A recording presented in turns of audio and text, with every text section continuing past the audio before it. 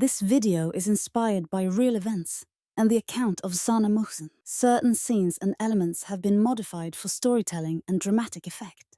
This is a true story, though certain details were adjusted for narrative clarity. London, mid-1980s. Rain slid in tiny rivers down my window as I sat and watched the world go by, 16 and convinced life was finally starting. I pictured freedom, music, love. I never imagined betrayal. I never pictured chains. My name is Zana. This is the story of how my own father traded me away. He told us it would be a holiday, a journey to Yemen to see the place our family came from. It will be good for you girls, he promised. Nadia, my younger sister, was just as excited as I was. We'd never seen his homeland. We packed lightly, practically bouncing with anticipation. I still remember the smell of the plane, the hum of the engines, the smiles we exchanged. It felt like an adventure. But when we landed, the heat felt like a warning. Nothing was as promised. There was no ticket back, no welcoming relatives, just unfamiliar faces, serious voices, and an unspoken plan. We weren't visitors. We were cargo. My father had sold us. 2 daughters, British girls, exchanged for land, money, and empty assurances. In a single moment, our freedom evaporated. We didn't even get to say goodbye to each other properly. Nadia and I were split up and sent to different villages, like livestock bought at market. My new home was a tiny settlement carved into the side of a mountain. There were no roads leading out, no phone lines, no electricity, no one to call for help. Escape felt like a fantasy meant to torment me. The night of the wedding is still seared into my memory. I was 16, shaking with fear, forced to lie beside a man I'd never met. A stranger who believed he had every right to me. He didn't speak much. He didn't have to. His family told me what was expected. Cook, clean, serve, obey. No arguing, no questions, no dignity. I was slapped the first time I talked back. After that, I learned to be quiet. I tried to run once. I didn't even get past the edge of the village. They caught me, dragged me back by my hair, struck me across the face until I tasted blood. They wanted me broken. From that moment, I was watched constantly. I felt like an animal trapped in a cage, pacing in circles. My wings cut. Days bled into weeks. Chores never ended. I carried heavy buckets of water for miles. My back bent. My feet blistered. I scrubbed floors until my hands cracked and bled. My body was sore, bruised, sunburned. There was no bed for me, just the hard floor. No soap, no privacy, no voice. Every night, I curled up in the dark, crying quietly so they wouldn't hear. I had no idea where Nadia was. For months, I didn't know if she was even alive. My heart twisted every time I thought of her. One night, miraculously, she managed to visit me in secret. I'll never forget the way we clung to each other. We cried so hard our bodies shook. In whispers, we shared what our lives had become. We talked of beatings, forced chores, the fear of being pregnant with children we hadn't chosen. We spoke of being treated like objects, not human beings. She looked older than she was. Her eyes were hollow, her voice so weak. But in that dark corner, huddled together, something ignited between us. We made a promise, a vow whispered through tears. One day, we would get out. One day, we would tell the world. After she left, my resolve hardened. I began to ask quiet questions. Where was the nearest city? How did anyone leave this place? Most answers were threats or lies. But I listened anyway.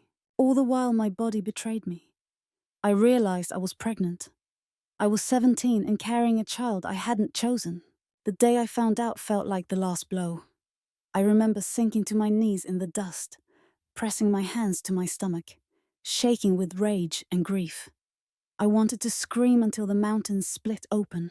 But I didn't. I swallowed my sobs, wiped my face, and kept going. Because even though they had taken everything from me, I still had one thing they couldn't reach: my promise to my sister. I didn't even have time to mourn what was lost before new horrors arrived. Pregnancy in that village was a sentence of its own. I was 17, my body not ready, my mind screaming. But no one cared. When the time came, I gave birth on the dirt floor of a crumbling clay house. There were no doctors, no medicine, just women I barely knew, speaking words I didn't understand. My screams echoed through the tiny room, unanswered. They told me it was a boy. I couldn't bear to look at him at first. He was innocent, yes, but he was also a living reminder of everything that had been stolen from me. My childhood, my voice, my freedom. They said, "You're a mother now," as though that made it all acceptable. But I wasn't a mother by choice. I was still a prisoner, a teenage girl rocking a baby in chains. Despite my exhaustion, something in me refused to die completely. Even as I scrubbed floors and hauled water with my baby on my back, I clung to that promise I'd made with Nadia in the dark. One day, somehow, I would get out. I watched. I listened. I waited. I memorized every path, every routine, every careless word. When an outsider arrived, a distant relative from the city who spoke broken English, I saw my chance. I wrote my name on a scrap of filthy paper, begged for help, told him I'd been brought here against my will. My hand shook so badly the words were barely legible. I pressed it into his hand, eyes lowered, voice cracking. I didn't know if he'd help or betray me. Every day that passed was agony. Every footstep outside made me think they'd found my letter, that they'd come to take my child or kill me. But for the first time in years, my voice had left that village. My desperate plea was out there somewhere. Thousands of miles away in England, my mother opened that letter. She hadn't heard from me in years. My father had lied to her, saying Nadia and I had chosen our marriages, that we were happy, that we'd simply decided to stay in Yemen. But my letter destroyed that lie. My words screamed from that paper. I was not free. I was sold. My mother fell to the floor, sobbing. But she didn't stay there. She got up and started fighting. She called newspapers, politicians, anyone who would listen. She told every stranger the same truth. Her daughters had been trafficked by their own father. Headlines spread. British teenagers forced into marriage abroad. Human rights groups demanded answers. Embassies got involved. But I didn't know any of this. In Yemen, I rocked my baby in the dark, humming songs from my childhood to keep him quiet. I lived in terror, in silence. Then one day, news spread through the village. A British official was coming. I felt sick with hope. He arrived, speaking my language, the first familiar words I'd heard in years. But I wasn't allowed to talk to him.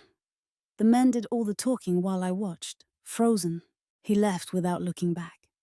I had no idea what it meant. Was it the start of my rescue? Or the beginning of punishment? But something had changed. I could feel it in the air, see it in the way the villagers whispered. The silence around my captivity had cracked. Weeks later, they came for me at dawn. Men in suits, looking serious, calling my name in English. "We can take you home." The words sounded like a lie. Home? I barely remembered what that meant. But there was a condition. I had to leave alone. Nadia wouldn't come. I demanded to see her. They let us talk for a moment. She stood in the doorway, arms crossed, eyes full of sorrow and something harder to name. "I can't leave," she whispered. She had 3 children by then.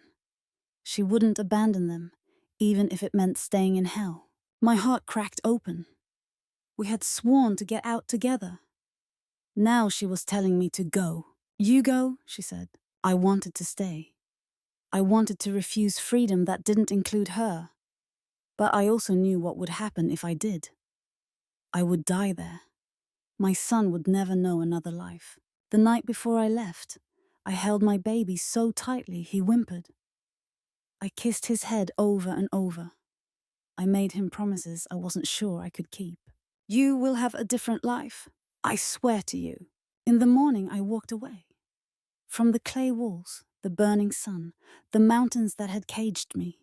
From my sister, I didn't look back. Because if I had, I wouldn't have been able to keep walking. Stepping off the plane felt like stepping onto another planet. The air was cool and clean. The lights were blinding. Voices called my name. Cameras flashed. Questions tumbled over each other. Zana, how does it feel to be back? Did your father really sell you? Where's your sister? I tried to speak, but the words wouldn't come. My mouth moved, but my voice was buried under years of silence. My mother found me in the chaos and pulled me into her arms. She sobbed so hard I felt her body cease to shake. We clung to each other like survivors pulled from wreckage. But there was grief in her eyes too. She only had half of us back. Nadia was still there. Still trapped. Home didn't feel like home. The house was too clean, too quiet. The food tasted rich and strange. Beds were soft but unfamiliar. I couldn't sleep. When I closed my eyes, I was back in Yemen. Back in that sweltering heat. Back in the prison I'd left behind. But that hadn't left me. My son cried at night. I rocked him, whispering promises in English he didn't yet understand. I thought of Nadia every single day. I pictured her waking in the dark, tending to her children, obeying commands, swallowing her tears. Freedom felt dirty, like something I hadn't earned, because she was still there. But I had made her a promise. In that village, in the dark, under a sky so full of stars it looked cruel. We had promised to tell the world. So I started talking. First to my mother, then to anyone who would listen.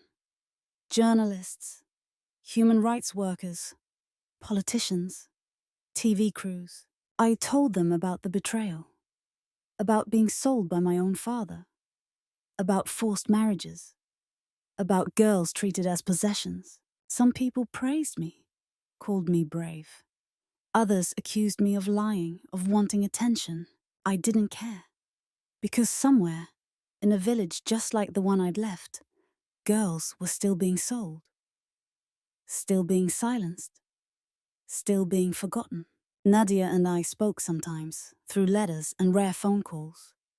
She sounded older every time. Tired in a way that went beyond the body.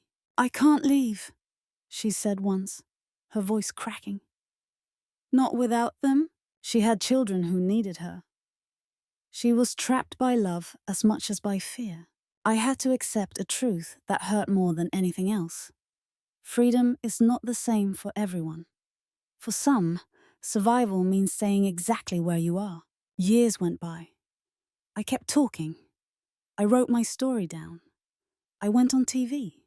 I met officials, lawyers, activists.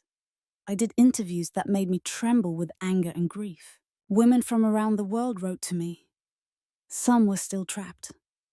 Some had escaped but carried scars no one could see. My voice, once stolen, had become a signal fire. A warning. A promise that no one would silence me again. But Nadia remained in Yemen. She raised her children there, among the same dust and fear I had fled. I never stopped loving her. I never stopped hoping. Even now, we are sisters bound not just by blood, but by shared pain, by a vow made in the dark. Never forget. Never stay silent. I don't tell our story for pity or revenge. I tell it because it's still happening. Somewhere, right now, a girl is being promised a holiday that's really a trap. She's being sold by someone who should protect her. Maybe, if she hears my words, she'll know she's not alone. Because I survived. I found my voice, and I will never stop speaking.